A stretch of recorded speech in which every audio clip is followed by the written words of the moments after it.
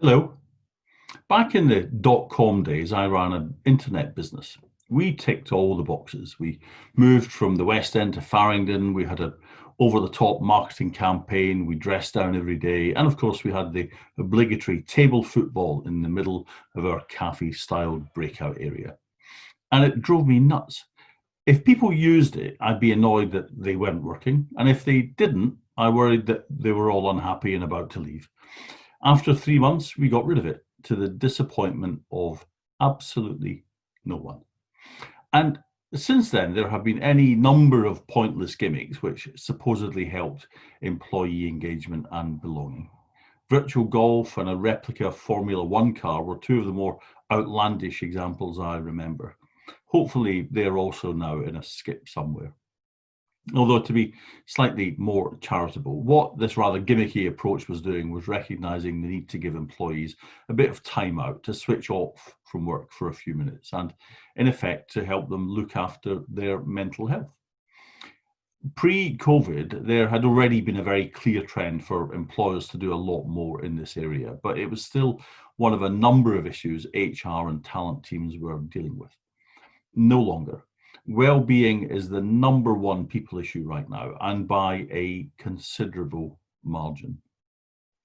From a short-term perspective, organizations now understand that well-being is more profound than football tables and beanbags, and that they need to look at it much more holistically, from leadership styles and inclusive corporate cultures to embracing flexible working as the norm, not the exception.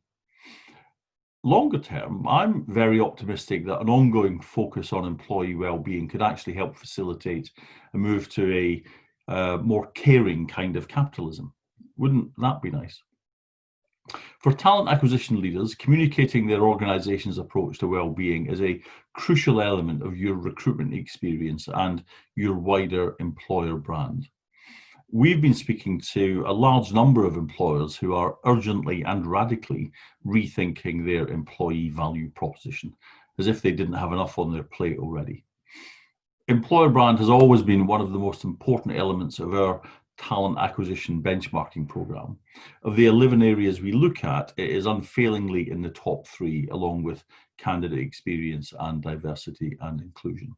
So understanding how your employer brand performs compared to your competitors in the market more widely is more important than ever.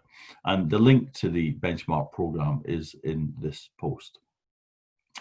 In concluding, employee well-being isn't a productivity silver bullet. Providing people with a meaningful job is still the most important thing.